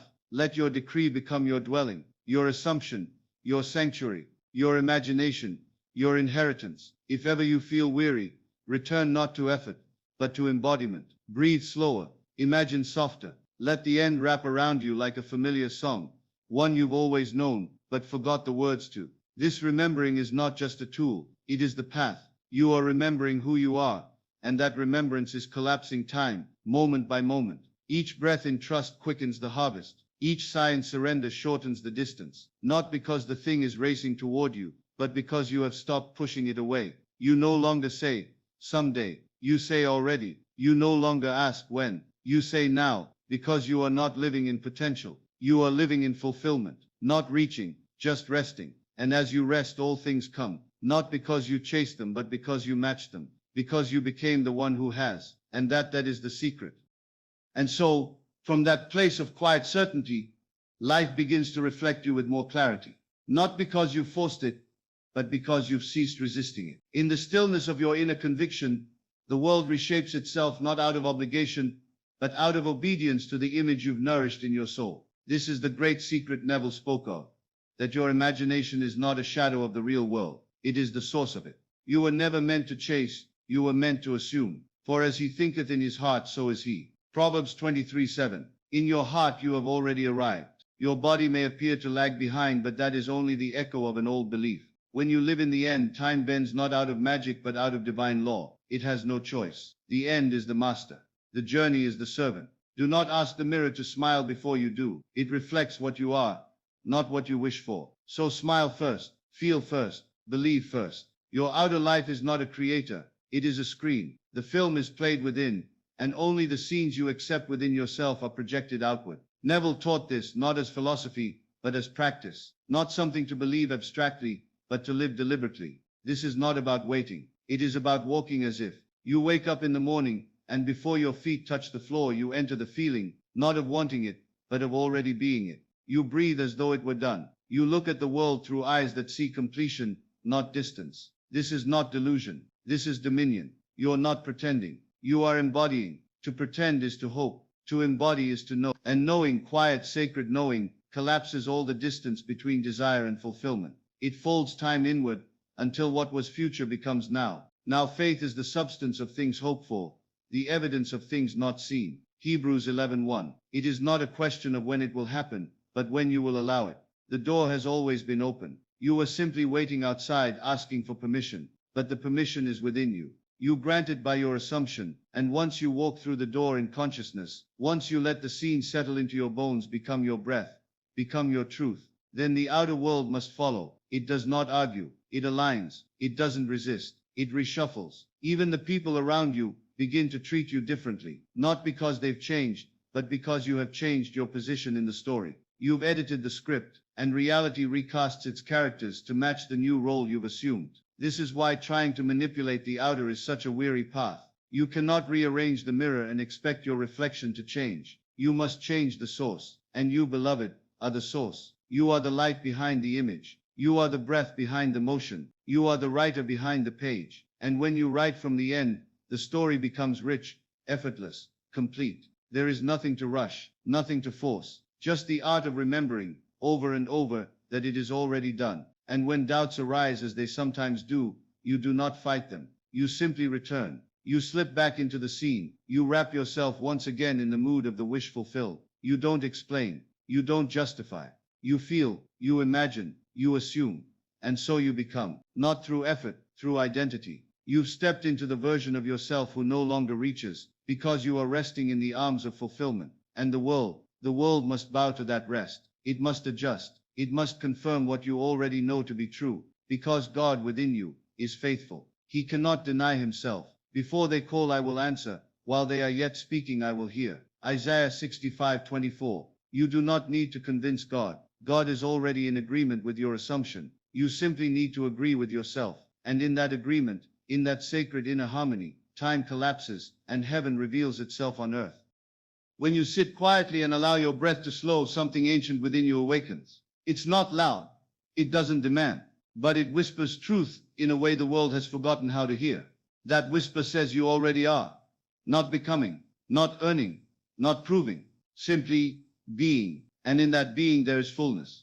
There is arrival. The moment you accept this inner truth, that you already have what you seek, because you are aligned with the state where it is natural, the search ends. And when the search ends, the manifestation begins.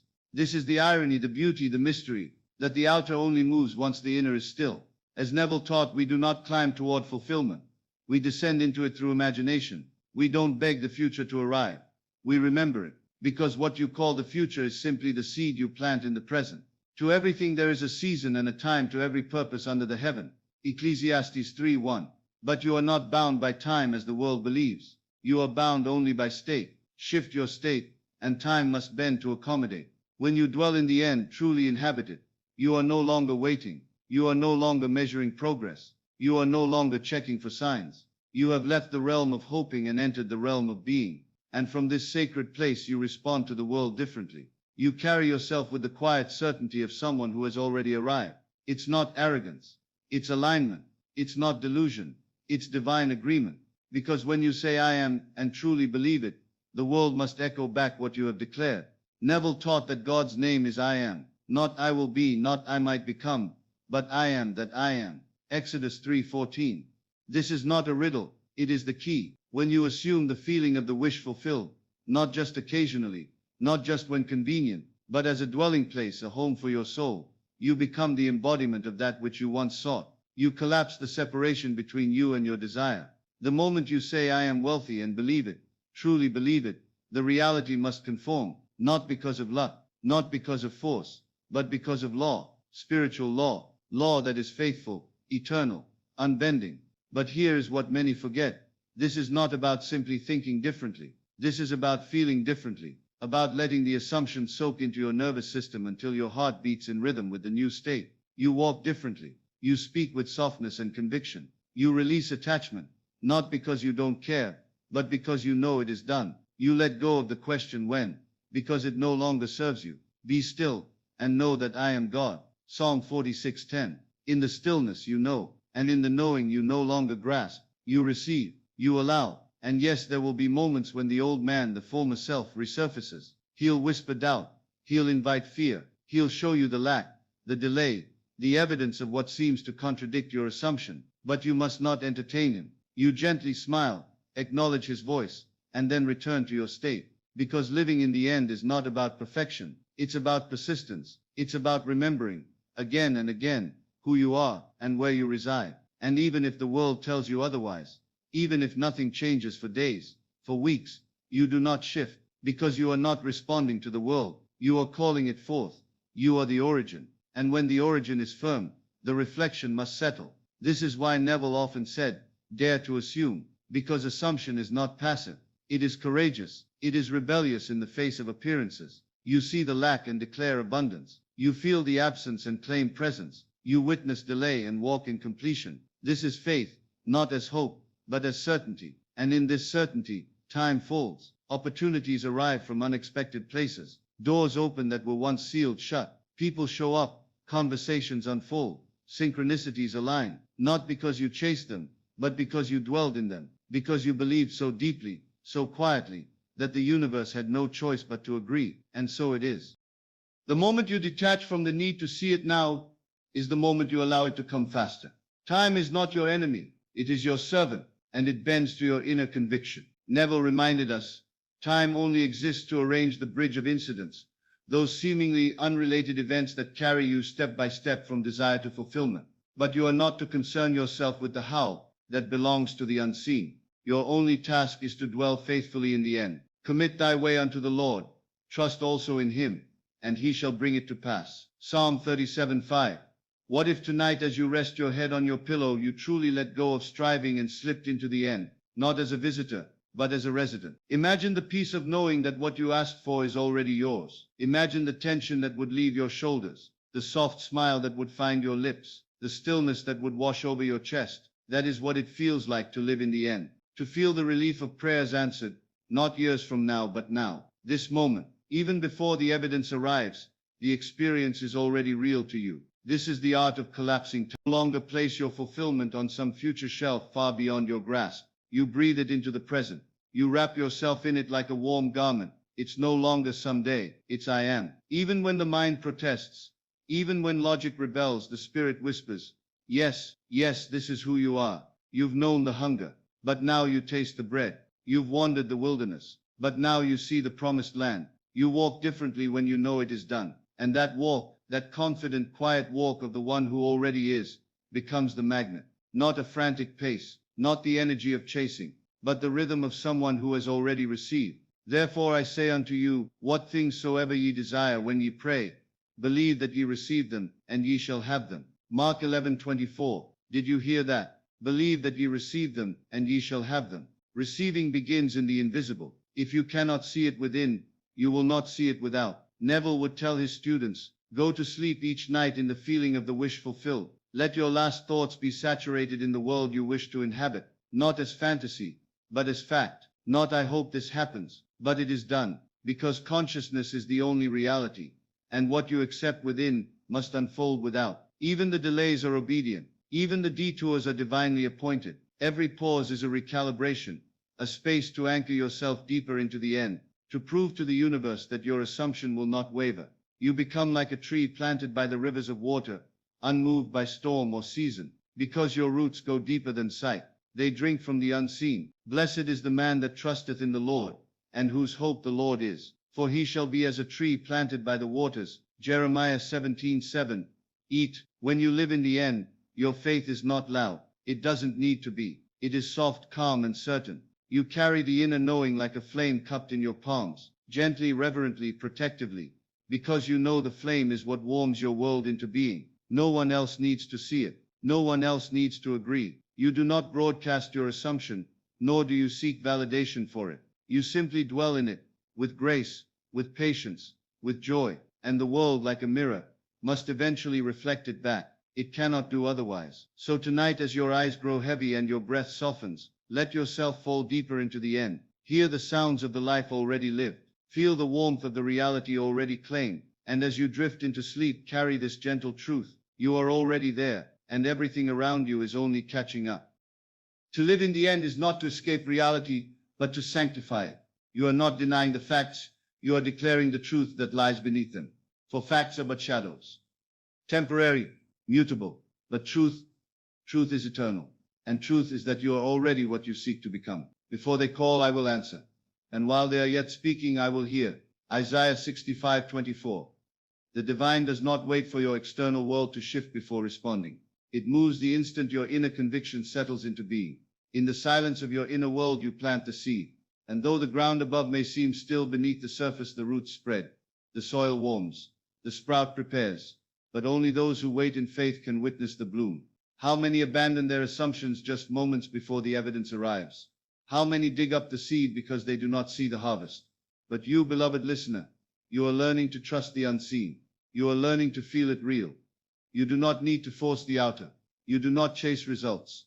You do not beg for signs. You rest in the knowing that it is finished.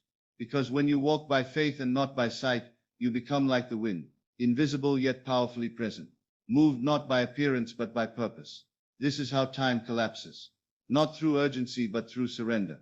Not through haste but through harmony. When you surrender the need to control the timeline, when you release the urge to manipulate or rush, you step into a divine rhythm, one where events unfold in perfect orchestration, without strain. There is a sweetness in this surrender, a soft power. You begin to notice how things start aligning, not by force but by resonance. The right people, the right moments, the perfect words. They arrive not because you hunted them down, but because you became the version of you who naturally receives them. To him that hath shall be given. Matthew 13:12. To the one who already assumes they are rich, abundance flows. To the one who already believes they are loved, affection arrives.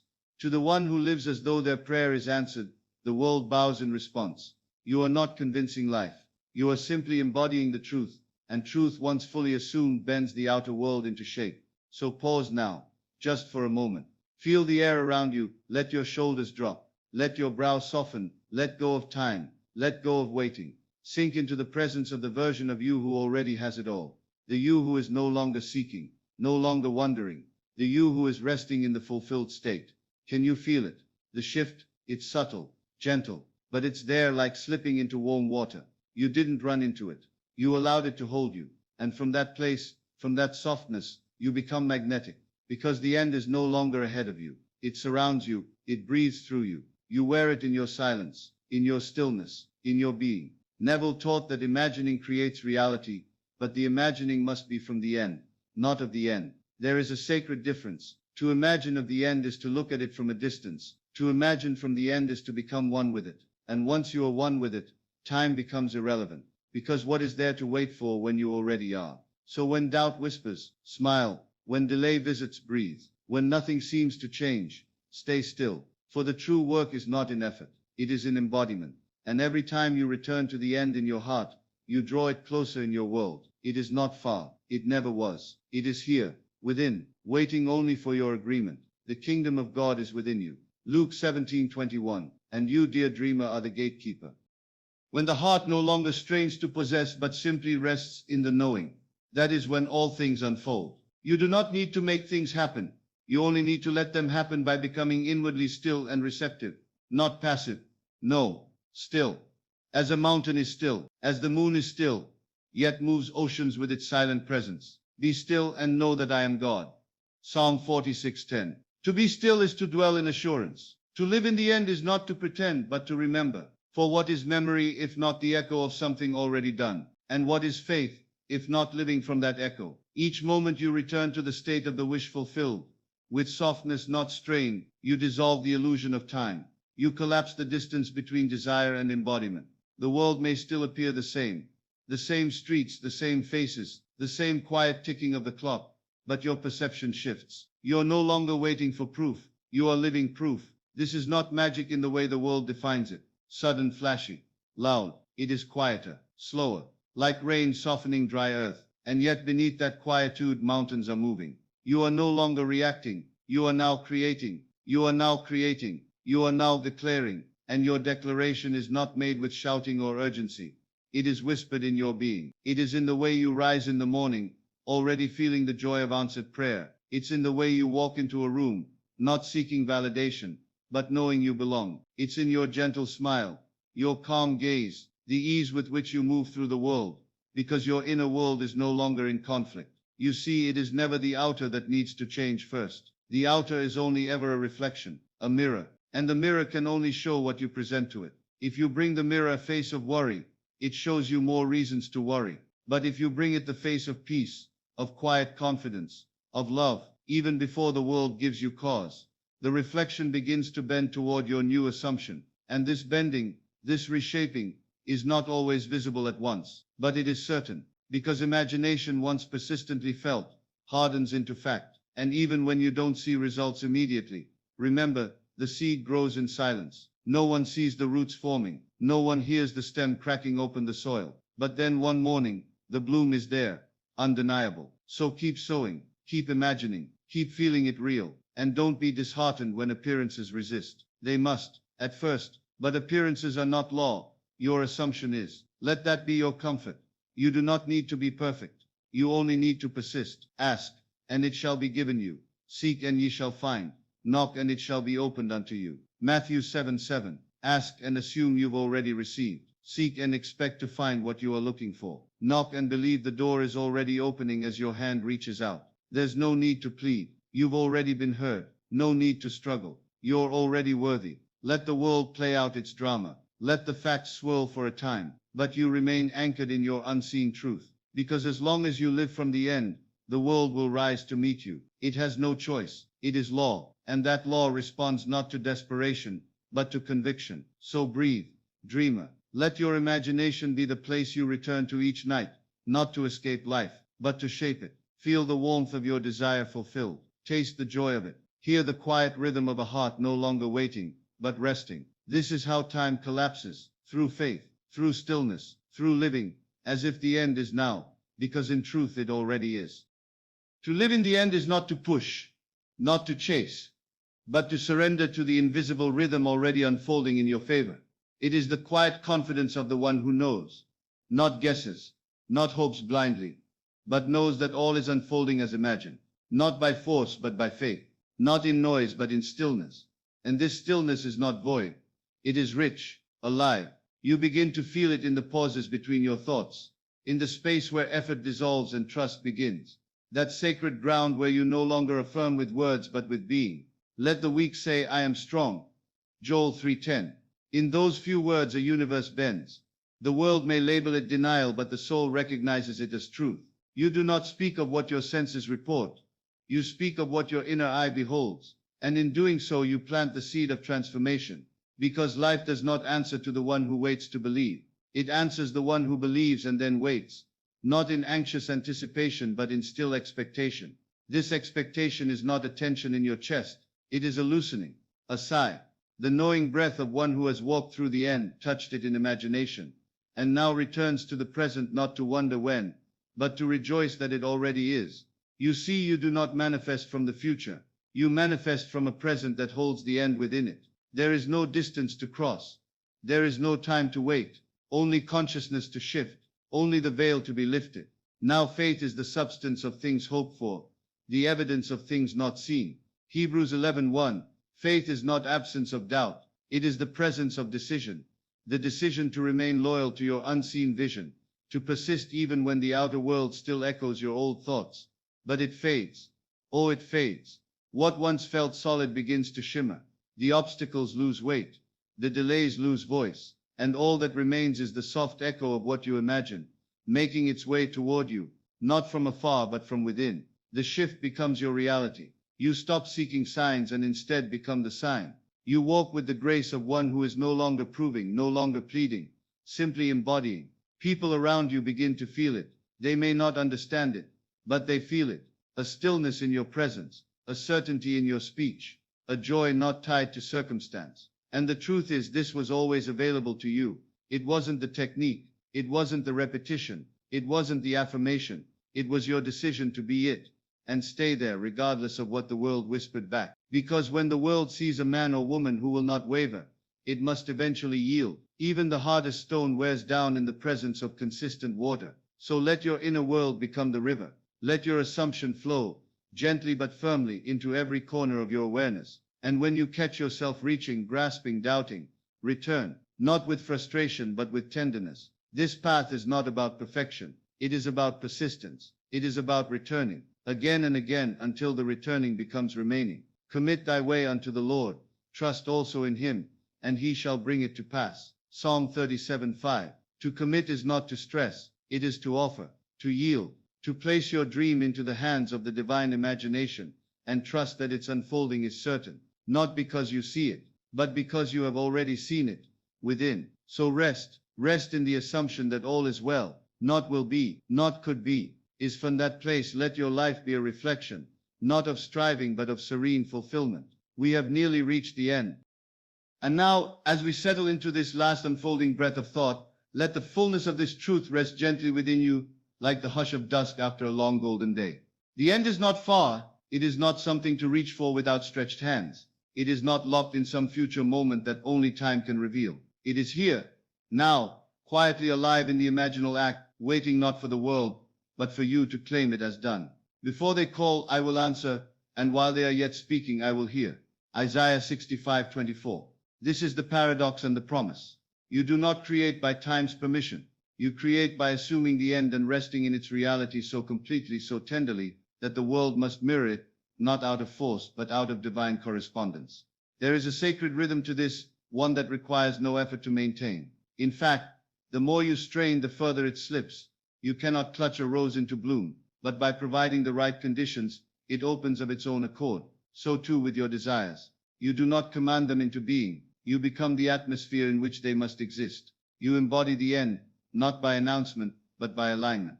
You smile more. You soften. You pause between your words. You love from fullness, not from seeking. You no longer react to life with urgency, because in your inner world it has already unfolded. You are no longer searching for signs, because you are the sign. You are no longer asking how, because you know who, and that who is not separate from you. It is the I am at the center of your being. Be still, and know that I am God. Psalm 46:10. Stillness is the bridge, not silence of sound, but silence of doubt. A holy hush within, where no panic resides, where no striving tugs at the edges of your soul. In this stillness, you hear the echo of fulfillment. In this stillness, time bends, collapses, bows to your inner certainty. The moment you stop waiting for it to happen, and start living as if it already has, you have collapsed time.